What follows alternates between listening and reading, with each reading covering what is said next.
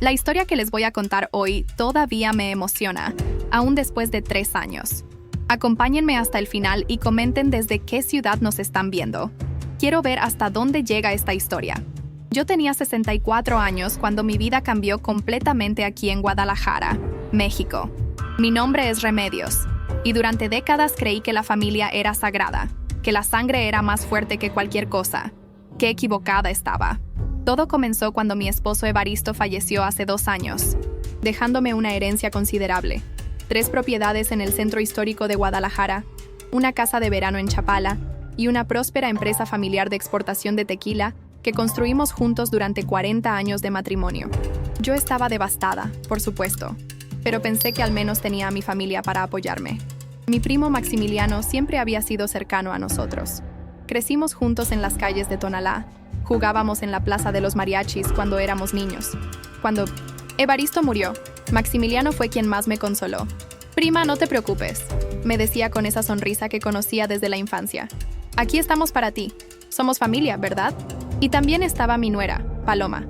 Sí, mi nuera, la viuda de mi hijo Rodrigo, que había muerto en un accidente en la calzada Independencia 5 años antes. Paloma tenía apenas 32 años cuando enviudó, y yo la trataba como a la hija que nunca tuve. Vivía conmigo en la casa principal en Zapopan. Me cuidaba, me acompañaba a misa en la catedral. Íbamos juntas al Mercado Libertad a hacer las compras. «Suegra», siempre me decía cariñosamente, «usted es como mi madre, nunca la voy a abandonar». Qué tonta fui al creerle.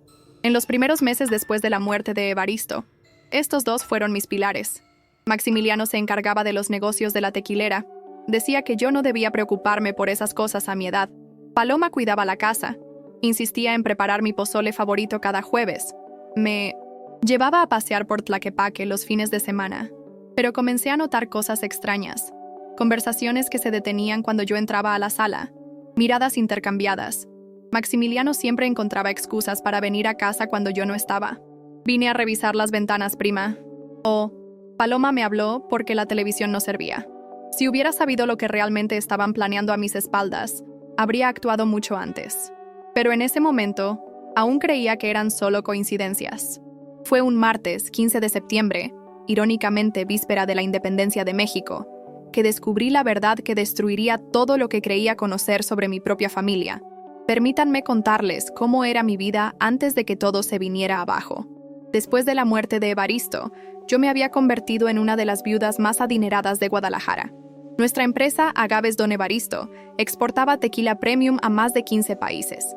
Teníamos contratos millonarios con distribuidores en 1950, Estados Unidos, Japón y varios países europeos. La casa principal en Zapopan, donde vivía con Paloma, era una casona colonial de 2 plantas, con un jardín enorme lleno de jacarandas y bugambilias. Evaristo y yo la habíamos restaurado completamente, respetando la arquitectura original del siglo XVIII. Tenía 8 recámaras, una alberca, y una capilla privada donde rezaba el rosario todas las noches. Maximiliano había sido contador toda su vida. Trabajó en varias empresas en la zona industrial antes de quedarse sin empleo a los 58 años. Cuando Evaristo murió, le ofrecí que manejara las finanzas de la empresa. «Prima», me decía, «tengo experiencia en números. Déjame ayudarte». Es lo que Evaristo habría querido. Él vivía en una casita modesta en la colonia Santa Tere. Siempre se quejaba de que la renta estaba muy cara, de que no tenía para arreglar su Tsuru 2005 que ya estaba hecho chatarra. Por eso pensé que era natural que quisiera ayudarme. Después de todo, yo le pagaba un buen sueldo, como administrador. Paloma era diferente. Hermosa, educada, había estudiado diseño en la Universidad Autónoma de Guadalajara. Cuando Rodrigo murió, ella tenía un pequeño negocio de decoración de eventos, pero estaba llena de deudas. Yo le dije que no se preocupara, que se viniera a vivir conmigo, que yo me encargaría de todo. «Usted es mi familia ahora, suegra». Lloraba en mis brazos después del funeral. «No tengo a nadie más en este mundo». Mentiras. Todo eran mentiras. En esos primeros meses, parecían el equipo perfecto. Maximiliano llegaba temprano a la oficina que teníamos en la zona industrial. Revisaba los números, se reunía con los distribuidores. Paloma se encargaba de la casa, pero también me acompañaba a las juntas importantes. Tenía don de gentes. Sabía hablar con los clientes extranjeros en inglés. «Mire, suegra», me decía mostrándome gráficas en su laptop. «Las ventas están subiendo. Maximiliano tiene muy buenas ideas para expandir el negocio. Los tres íbamos juntos a almorzar los viernes a la chata en el centro. Visitábamos la destilería en Arandas cada 2 semanas.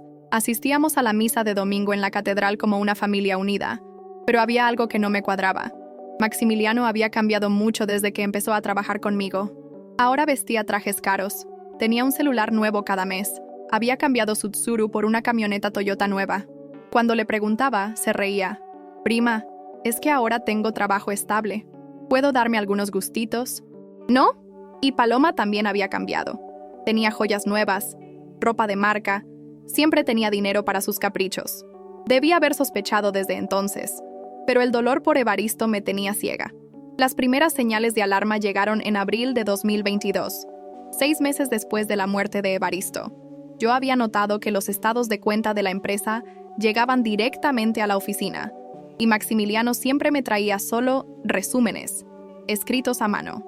Prima, ¿para qué te vas a marear con tantos números?, me decía. Yo te hago un resumen más fácil de entender. Pero una mañana, cuando Paloma había salido a comprar tortillas y Maximiliano estaba en la oficina, decidí revisar su escritorio. Encontré algunos papeles que me llamaron la atención. Solicitudes de préstamos bancarios con la empresa como garantía, documentos de venta de uno de nuestros terrenos en el centro, contratos que yo no recordaba haber firmado. Cuando le pregunté esa tarde, Maximiliano se puso nervioso por primera vez. «Ay, prima, son solo trámites rutinarios, movimientos necesarios para hacer crecer el negocio», me explicó con esa sonrisa forzada. «¿No confías en mí?». Esa misma semana, recibí una llamada extraña. Era don Aurelio, nuestro distribuidor más grande en Texas, con quien habíamos trabajado durante 15 años. «Señora Remedios», me dijo en un español entrecortado, «¿por qué ya no me contesta las llamadas? He estado tratando de contactarla por 2 meses. Tenemos problemas con el último embarque». Yo no tenía idea de qué hablaba. Se suponía que Maximiliano se encargaba de toda la comunicación con los clientes internacionales. «Don Aurelio, ¿de qué llamadas habla? Yo no he recibido nada». Hubo un silencio incómodo del otro lado de la línea. «Señora, yo he llamado al número que siempre uso, pero ahora me contesta un tal Max, que dice ser el nuevo dueño de la empresa. Me dijo que usted ya no se involucra en los negocios». Sentí como si me hubieran echado agua helada. Maximiliano se estaba haciendo pasar por el dueño de MI Empresa. Esa noche confronté a Maximiliano y Paloma durante la cena. Estábamos en el comedor grande, bajo el candelabro de cristal que Evaristo me había regalado en nuestro 20º aniversario. «Maximiliano», le dije con voz firme, «don Aurelio me llamó hoy. Dice que tú le dijiste que eras el nuevo dueño». Maximiliano casi se atraganta con el pozole. Paloma dejó de comer y me miró con ojos enormes.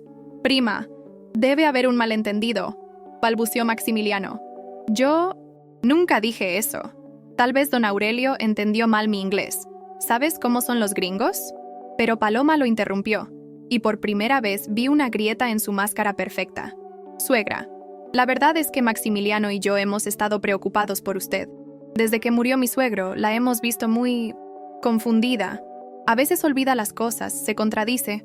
¿Qué estás insinuando, Paloma?». «Nada malo, suegra. Solo que tal vez sería mejor si nosotros nos encargáramos completamente del negocio. Usted ya ha trabajado suficiente en su vida. Merece descansar». Ahí fue cuando entendí que algo muy grave estaba pasando. No era mi imaginación, no eran malentendidos. Estos dos estaban planeando algo. Los siguientes días fueron tensos. Yo empecé a hacer mis propias investigaciones. Sin que ellos supieran, contraté a un detective privado recomendado por mi abogado de confianza, el licenciado Hernández. También comencé a revisar mis propios estados de cuenta bancarios. Para mi horror, descubrí transferencias millonarias que yo no había autorizado, retiros constantes de las cuentas de la empresa, ventas de propiedades que aparecían como si yo las hubiera firmado. Pero lo peor vino una semana después. El detective me llamó con información que me heló la sangre. «Señora Remedios», me dijo por teléfono, «tengo fotos que necesita ver. Su primo y su nuera han estado reuniéndose en privado durante meses, y no son reuniones de trabajo. Nos vimos en un café discreto en la colonia americana». El detective me mostró fotografías tomadas desde diferentes ángulos. Maximiliano y Paloma abrazándose apasionadamente en el estacionamiento de un motel en Tlajomulco, entrando juntos a restaurantes románticos, besándose en el carro de él. «Llevan una relación desde hace al menos 6 meses», me explicó. Pero hay más. He estado siguiendo sus movimientos financieros. Han abierto cuentas bancarias conjuntas. Compraron una casa en Puerto Vallarta a nombre de los dos. Y están transfiriendo dinero de mi eminencia las cuentas de su empresa a sus cuentas personales. Me temblaban las manos mientras veía las fotos. No era solo una traición emocional. Era un robo sistemático de todo lo que Evaristo y yo habíamos construido. También descubrí esto, continuó el detective, entregándome más documentos. Están preparando papeles para declararla mentalmente incompetente. Ya consultaron con un abogado especializado en tutorías legales. Ahí entendí todo el plan. Primero me iban a declarar incapaz mentalmente. Luego Maximiliano se convertiría en mi tutor legal. Y juntos se quedarían con toda mi fortuna. Mientras manejaba de regreso a casa esa tarde, con las fotografías y documentos en mi bolsa, supe que tenía que actuar rápido. Pero también sabía que tenía que ser muy inteligente. Si ellos creían que me podían engañar porque era una vieja tonta, estaban a punto de descubrir de qué estaba hecha Remedios Vázquez. Los siguientes días fueron los más difíciles de mi vida. Tenía que actuar como si nada hubiera pasado mientras planeaba mi contraataque. Cada desayuno con ellos era una obra de teatro. Cada «buenos días, prima» de Maximiliano me daba náuseas. Cada «¿cómo amaneció, suegra?» de Paloma me hervía la sangre. Pero yo había aprendido algo durante mis 64 años de vida. La paciencia es el arma más poderosa de una mujer inteligente. Decidí seguir investigando por mi cuenta. Una mañana, mientras Maximiliano estaba en la oficina y Paloma había salido supuestamente al súper, revisé su recámara. Debajo del colchón encontré documentos que me confirmaron mis peores sospechas. Contratos de venta ya preparados para todas mis propiedades, solicitudes de préstamos millonarios usando mi casa como garantía. Y lo más cruel de todo, un documento médico falso que certificaba que yo sufría de demencia senil avanzada. El doctor que había firmado ese documento era el doctor Méndez, el mismo médico que me había estado tratando por episodios de confusión, que según Paloma, yo había estado teniendo. Suegra, ayer se olvidó de que fuimos al banco, me había dicho ella una semana antes, y la encontré platicando sola en el jardín. Creo que deberíamos ir con el doctor. ¡Qué cínica! Ella misma me había llevado al doctor Méndez, diciéndome que era solo un chequeo de rutina. El doctor me había hecho preguntas extrañas, me había dado pastillas para los nervios, y aparentemente había firmado ese documento falso colaborando con ellos. Pero mi descubrimiento más devastador vino esa misma tarde. En el celular que Paloma había dejado olvidado en la cocina, encontré mensajes de WhatsApp entre ella y Maximiliano que me partieron el corazón. Maximiliano: mi amor, ¿ya convenció a la vieja de firmar los papeles del poder notarial? Paloma: todavía no, está más desconfiada últimamente. Pero ya hablé con el licenciado Morales. Dice que con el certificado médico es suficiente. Maximiliano: perfecto. En cuanto tengamos el control legal, vendemos todo y nos vamos a vivir a la casa de Mamet Sintostin. Vallarta: ya me cansé de hacerle teatro a la pinche vieja. Paloma: ja ja ja, yo también. Ayer se me hacía tan difícil no reírme cuando me decía, ay mija, ¿qué haría sin ti? Si supiera que pronto no va a tener ni dónde caerse muerta. Maximiliano: ¿ya transfirió el dinero de esta semana? Paloma: sí, otros 200,000 pesos a nuestra cuenta de Bancomer. Ya llevamos 3 millones acumulados. La empresa está generando tanto que ni se da cuenta. Maximiliano: eres genial, mi amor. Después de esto, podremos vivir como reyes. La vieja se va a quedar sin nada y se lo merece por confiada. Leí esos mensajes 3 veces. Cada palabra era como un puñal. No solo me estaban robando, me despreciaban. Para ellos, yo no era la mujer que había criado a Paloma como una hija, que había ayudado a Maximiliano cuando no tenía trabajo. Era solo la pinche vieja que se interponía en sus planes. Pero había más mensajes que me helaron la sangre. Paloma: ¿ya averiguaste lo del asilo? Maximiliano: sí, hay uno en Tlaquepaque que acepta casos de demencia. Cuesta 15,000 pesos al mes, pero una vez que tengamos todo, será fácil pagarle. Paloma: perfecto. Mientras más rápido la saquemos de la casa, mejor. Ya me cansé de cuidar a esta vieja loca. ¿Saben? Si ustedes están gustando de esta historia de cómo conseguí vengarme de quienes me traicionaron, suscríbanse al canal. Historias como esta pasan más de lo que imaginamos, y yo cuento varias aquí. La venganza que les voy a contar a continuación fue épica. Esa noche, durante la cena, los observé como si los viera por primera vez. Ahí estaban, actuando como la familia perfecta. Maximiliano me sirvió más agua en el vaso. Paloma me preguntó si quería más tortillas. los dos sonriéndome con esas caras de ángeles. Prima, me dijo Maximiliano, mañana necesitamos ir al banco. Hay unos documentos que tienes que firmar para renovar los contratos de exportación. Sí, suegra, añadió Paloma. Es algo rutinario, pero necesita su firma. Yo sonreí dulcemente. Por supuesto, mijos. Como siempre, confío en ustedes completamente. Si hubieran podido leer mi mente en ese momento, habrían salido corriendo, porque detrás de esa sonrisa de abuelita indefensa se estaba gestando la venganza más perfecta que he planeado en mi vida. Esa noche, después de que se fueron a dormir, llamé al licenciado Hernández, mi abogado de confianza desde hace 20 años. Licenciado, le dije en voz baja, necesito verlo mañana temprano. Es urgente y necesito que sea completamente confidencial. Por supuesto, doña Remedios. ¿Está todo bien? Ahorita no, licenciado. Pero después de mañana, todo va a estar muy bien. Al colgar el teléfono, me senté en el sillón donde Evaristo y yo solíamos ver las noticias juntos, y por primera vez en meses, sonreí con ganas. Maximiliano y Paloma creían que me tenían en jaque mate, pero ellos no sabían con quién se estaban metiendo. La madrugada del 20 de septiembre fue cuando decidí que ya era suficiente. Me desperté a las 4 de la mañana con una claridad mental que no había tenido en meses. Mientras Maximiliano y Paloma dormían en sus respectivas habitaciones, yo ya estaba despierta planeando cada detalle de lo que sería su caída. A las 7 de la mañana, salí de la casa diciéndole a Paloma que iba a misa temprano en la catedral. Pero en lugar de ir a la iglesia, me dirigí directamente al despacho del licenciado Hernández, en la colonia americana. Doña Remedios, me recibió con preocupación. Se ve muy alterada. ¿Qué está pasando? Le mostré todas las evidencias que había reunido.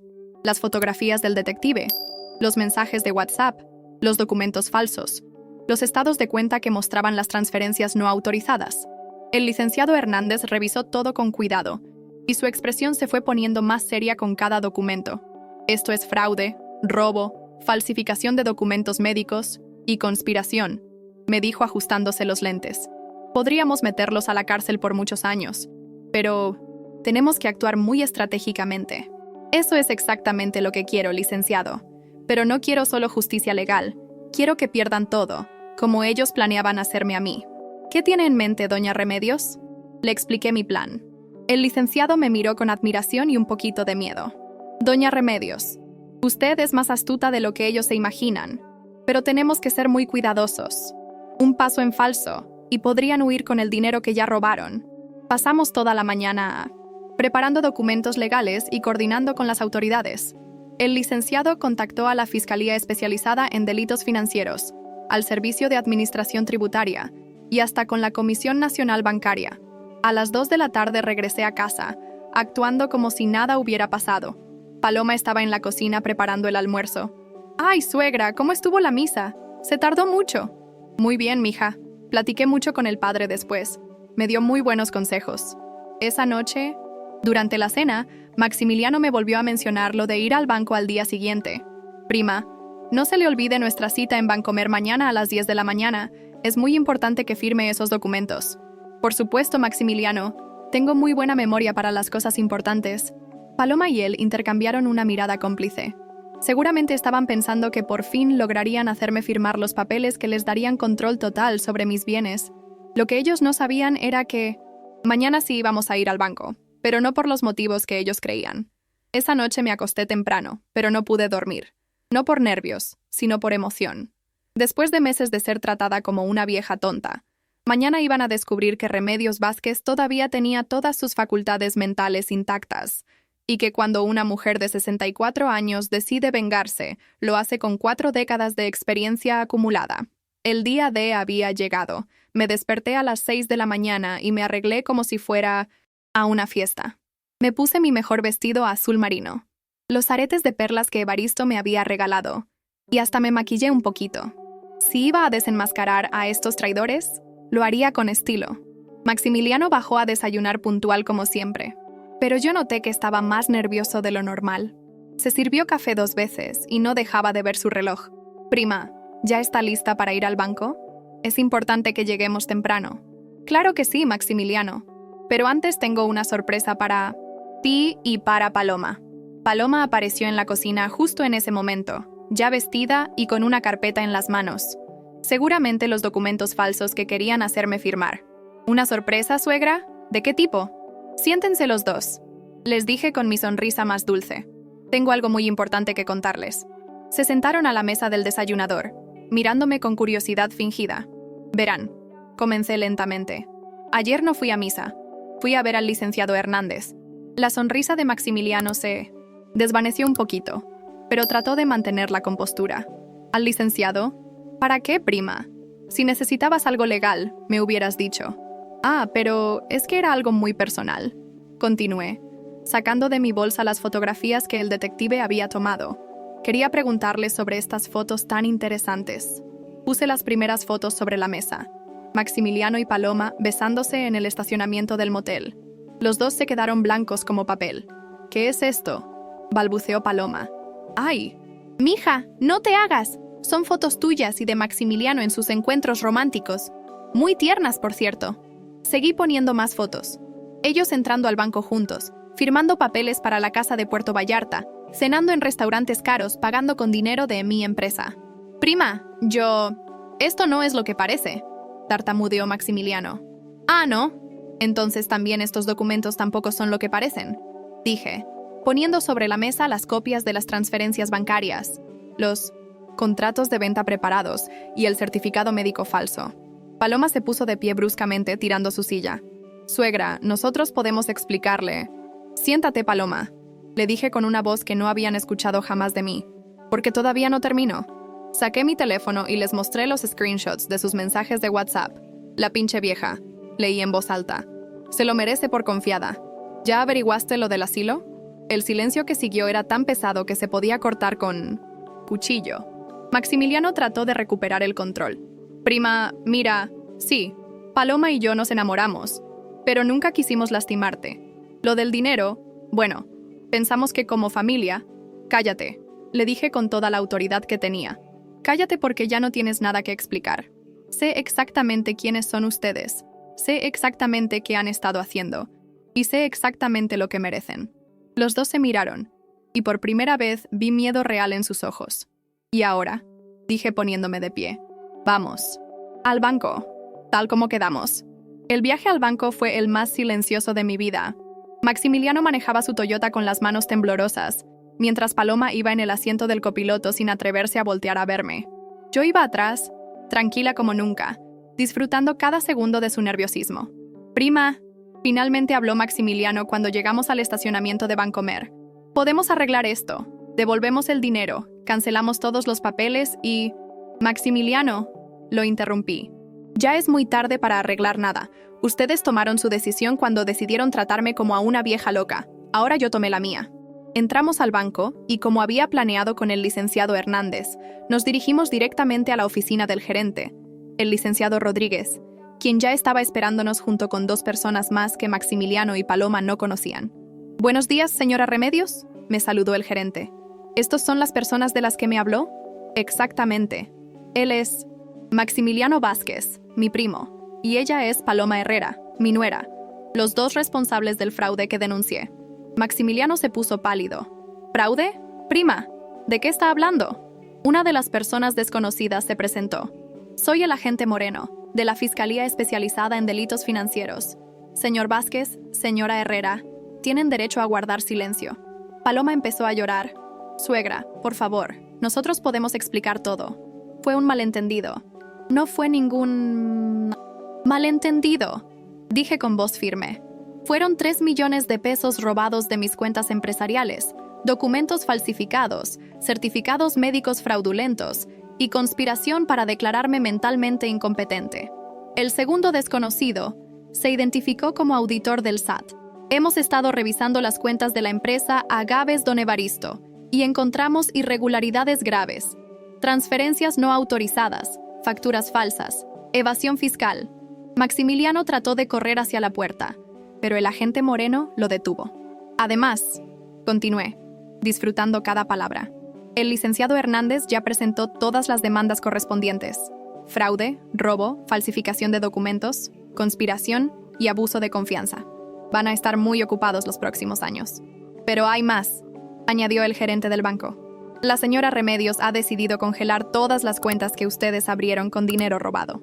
La casa de Puerto Vallarta que compraron será embargada, y todos los bienes adquiridos con dinero ilegal serán confiscados. Paloma se arrodilló frente a mí, llorando histéricamente. Suegra, por favor, perdónenos. Yo la quiero como a una madre. Fue Maximiliano quien me convenció. ¿Ahora me echas la culpa a mí?, gritó Maximiliano. Tú fuiste quien dijo que la vieja era muy ingenua. Verlos pelear entre ellos, culpándose mutuamente después de meses de conspirar juntos, fue la cereza del pastel. Se acabó, anuncié poniéndome de pie. Oficialmente ustedes dos ya no son parte de mi vida. Y oficialmente van a pagar por cada peso que me robaron y cada mentira que me dijeron. El agente Moreno les puso las esposas mientras leía sus derechos. Era solo el comienzo de su caída. Ver a Maximiliano y Paloma esposados y siendo llevados por los agentes fue uno de los momentos más satisfactorios de mi vida. Pero mi venganza apenas estaba comenzando. Después de que se los llevaron, el licenciado Hernández me acompañó de regreso a casa para ejecutar la segunda fase del plan. «Doña Remedios», me dijo mientras manejaba, «lo que viene ahora va a ser igual de satisfactorio. ¿Está segura de que quiere proceder?» «Licenciado, después de lo que me hicieron, estoy más segura que nunca». Llegamos a la casa y encontramos exactamente lo que esperábamos. Las recámaras de Maximiliano y Paloma llenas de objetos comprados con mi dinero robado. Ropa cara, joyas, electrónicos, hasta boletos de avión para un viaje a Europa que habían planeado para el mes siguiente. Eli Champis. Licenciado había traído a un valuador oficial y a un notario público.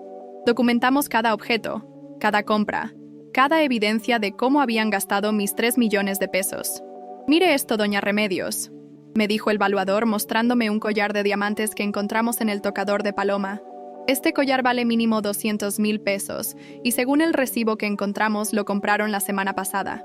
En el closet de Maximiliano encontramos 5 trajes de marca, zapatos italianos, 3 relojes, caros y hasta documentos de un carro BMW que aparentemente había apartado para comprarlo el mes que viene. Estos malditos ya estaban gastando dinero que ni siquiera habían terminado de robarme, murmuré. Pero lo mejor vino cuando revisamos sus computadoras y encontramos su plan maestro completo. Tenían un archivo de Excel titulado Proyecto R, seguramente por Remedios, donde detallaban paso a paso cómo iban a quitarme todo. El plan incluía declararme incompetente mental. Ya estaba en 1962. Proceso. Vender todas mis propiedades. Ya tenían los documentos preparados. Liquidar la empresa. Ya habían contactado compradores. Meterme a un asilo. Ya habían visitado 3 opciones. Quedarse con los 50 millones de pesos que valía todo mi patrimonio. ¿Puede creer, licenciado? Tenían hasta calculado cuánto iban a gastar en mi funeral. Pero lo que más me dolió fue encontrar un chat privado entre ellos donde se burlaban de mí. Maximiliano. La vieja ya firmó otros documentos hoy. Está tan senil que ni lee lo que firma. Paloma. Ja, ja, ja, pobre vieja. Pero gracias a su demencia, nosotros vamos a ser millonarios. Maximiliano. Ojalá se muera pronto y nos evite tanto drama. Paloma. No digas eso. Bueno, tampoco estaría mal, ja, ja, ja. Leer eso fue como recibir una puñalada. Pero también me dio la motivación final que necesitaba. Licenciado, le dije con una sonrisa que hasta a mí me asustó. Quiero que proceda con todo. La demanda civil por daños y perjuicios, la demanda penal por todos los delitos. Y especialmente quiero que activen la cláusula de desheredación que Evaristo y yo incluimos en nuestro testamento. ¿La cláusula de desheredación? Sí. Cualquier familiar que trate de estafarme o lastimarme automáticamente pierde cualquier derecho a herencia futura. Paloma era beneficiaria del 10% de mis bienes. Ya no. La venganza perfecta estaba en marcha. Los siguientes meses fueron como ver caer fichas de dominó, una tras otra. La justicia mexicana, cuando tiene evidencias claras como las que yo presenté, puede ser muy eficiente. Maximiliano y Paloma fueron formalmente acusados de fraude agravado, falsificación de documentos, asociación delictuosa y lavado de dinero. El juez les negó la libertad bajo fianza porque consideró que había riesgo de fuga, especialmente después de que encontráramos los boletos de avión a Europa que habían comprado. El proceso legal fue devastador para ellos. El doctor Méndez, que había falsificado mi certificado médico, los traicionó. Inmediatamente cuando se dio cuenta de que iba a perder su licencia, confesó todo y entregó evidencias de cómo Paloma lo había contactado y le había pagado 50,000 pesos por el documento falso. La señora Herrera me dijo que era para proteger a una familiar que estaba perdiendo la memoria, declaró el doctor ante el Ministerio Público. Nunca pensé que era parte de un fraude tan elaborado. La investigación del SAT descubrió que habían evadido impuestos por más de 800,000 pesos. Los auditores encontraron facturas falsas, gastos personales reportados como gastos empresariales, y hasta habían creado proveedores fantasma para justificar las transferencias de dinero. Pero lo que más me satisfizo fue ver cómo se destruía su relación. Enfrentados con años de cárcel, empezaron a culparse mutuamente.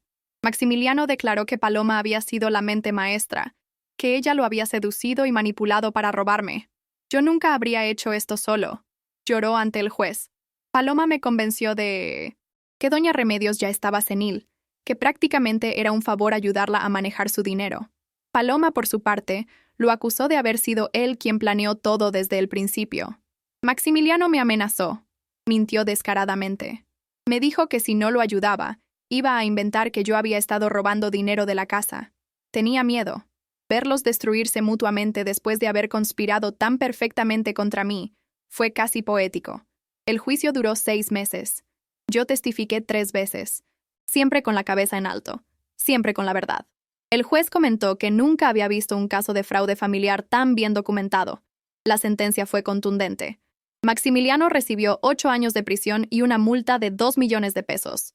Paloma recibió 6 años y una multa de 1.5 millones.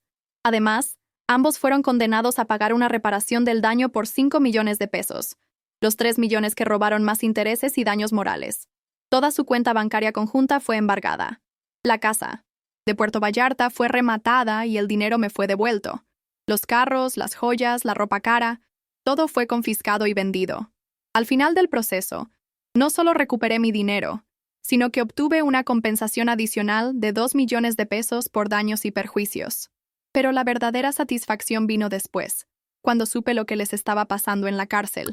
Hoy, 3 años después, puedo decir que mi venganza fue completa y perfecta. Maximiliano y Paloma siguen en la cárcel. Según me cuenta,